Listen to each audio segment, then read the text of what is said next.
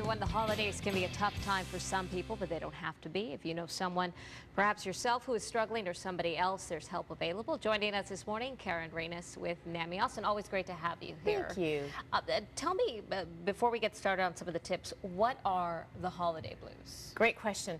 Holiday blues are really just that temporary sense of anxiety or depression that people can sometimes experience during this season between Thanksgiving and New Year's that really comes about from a lot of really high expectations about what that perfect holiday season should look like. So who is most likely to be affected? Is it anybody out there or somebody who's dealing with mental illness or somebody who's dealing with a big change in their life? So we want to distinguish here that when we're talking about holiday blues, we're really talking about a temporary sense of this depression and anxiety.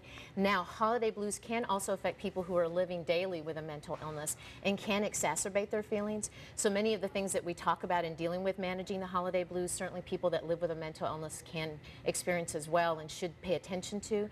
However, when we talk about holiday blues, we're really focusing on the kinds of experiences and feelings that people can just have from the daily stress of all of the activity and expectations that we have during this holiday season.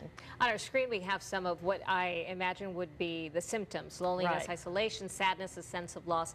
Should we be looking for anything else within ourselves and our loved ones, our friends, our coworkers? I think I often say to people how important it is to pay attention to those kind of cues that you kind of know when you see something different in someone that you care about, or even in yourself where you're sensing, I'm sort of in a funk or I don't really feel like myself, to pay attention to that. I think that is the indication that you need to be paying close attention and taking better care of yourself. And that's a lot of it, is really taking good care of yourself and managing all those expectations and all the stress of what you're putting on yourself during this season. So you talk about taking a good look at yourself, being aware of yourself, managing the expectations. Anything else we can do besides, I don't know, is being organized and writing that to-do list too much? I think it's interesting that you mentioned to-do list, because I think that's one of the key places that we can really help ourselves.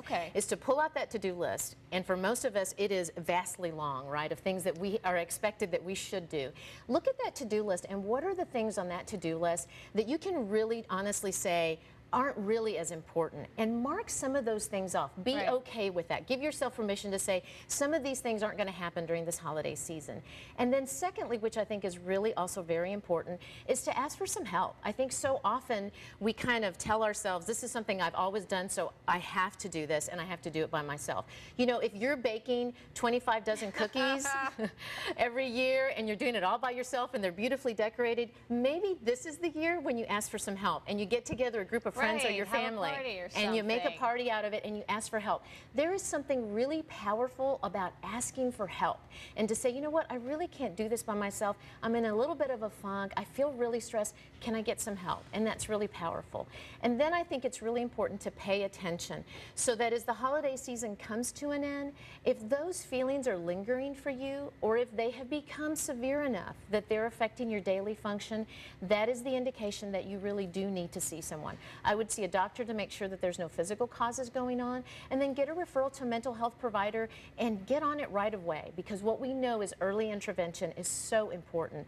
We will feel better, like any illness. We're going to feel better when we take care of ourselves early on instead of just sitting on it and waiting to see if we get better. If 2 or 3 weeks have gone by and you're having these kinds of feelings and they're persistent and they're really impacting your daily function, it's time to get some help. Wow, 2 or 3 weeks. Some of us just go months or years with these feelings. And we know that that's the case, and with depression that's particularly true. And you know what? People don't need to suffer in that way. It's just a matter of reaching out and getting some help. Yeah, there's a lot of it. NAMI-Austin.org. You see that website there on your screen. You can reach out for help there, get some more information. Karen, great to have you. Happy holidays. Thank you so much. Happy holidays.